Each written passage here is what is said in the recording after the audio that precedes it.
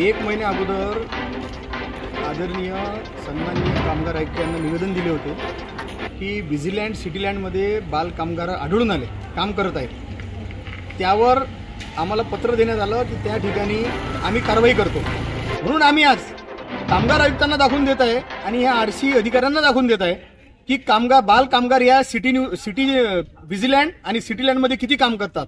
आम्ही सकाळी 7 वाजतापासून आमचे भीम ब्रिगेडचे पूर्ण पदाधिकारी या ठिकाणी सकाळपासून 7 वाजतापासून उभे आहे, उपाशी तापाशी बसले आहे आणि कोणत्या दुकानामध्ये किती कामगार आहे, कोणत्या कारखान्यामध्ये किती बाल कामगार करत आहेत सर्व आम्ही पाहिलं। त्याच्यानंतर आम्ही आता एक धाड टाकली, त्या ठिकाणी आम्हाला 2 कामगार भेटले की या ठिकाणी 8 घंटे काम केल्यावरही मजुरांपासून जास्त काम करून घेतात, पण त्यांना ओव्हर टाइम देत नाही।